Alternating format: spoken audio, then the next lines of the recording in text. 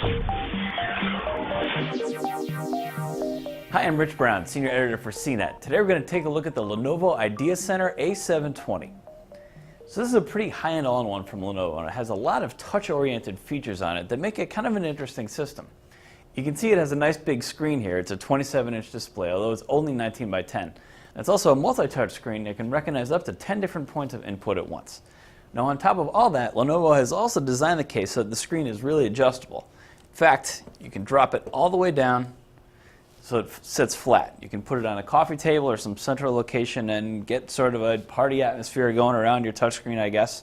There's a couple games that come with the system that work well like this, particularly air hockey. So this game is called Wong, and it sort of is like Pong, actually. The idea, though, is that you use your hands to create two different paddles, and you can play against an opponent, and you hit a ball back and forth. The object is to get the ball across the other side of the screen. So the touch features work actually pretty well, and the fact that you can lie down the screen flat seems to create some interesting opportunities for how you might be able to use this system. The problem, though, is that there aren't that many apps available for it. You can see here sort of this Idea Touch environment that Lenovo has. They've broken it down into 6 different groups. You've got music files, videos, photos along with games, widgets, and up here you've got ebooks. Now, all those are media files you can feed in and certainly take advantage of those. But in terms of specific apps, you're limited to what Lenovo provides you here. The biggest part of the app library, though, is the games. So we blow that up here. We can see some of the titles that are familiar. There's Angry Birds, there's Fruit Ninja, Air Hockey certainly makes sense, and there's some other games you may have seen before. So by releasing this system a few months ahead of Windows 8, it really seems like Lenovo is trying to capitalize on that touch-based PC demand.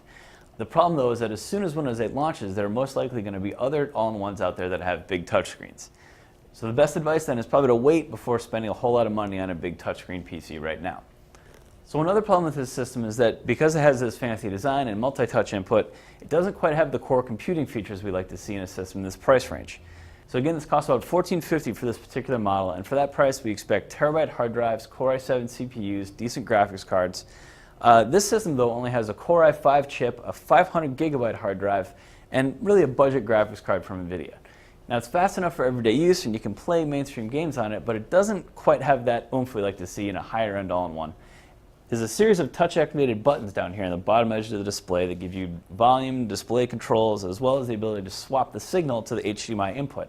Now, that's a great feature. We've gone over it a lot of times before. Basically what it does is it lets you connect an external video source into the system and use it as a standalone monitor. Now, over here on this far side, there's also a Blu-ray drive, which is a great feature, and there's a couple ports that are useful, particularly USB 3. There's no digital audio output, which is a little disappointing, but overall it's a well-equipped home entertainment system. All that said, though, I really can't recommend the system because so much of its value is tied up in its ability as a touch PC.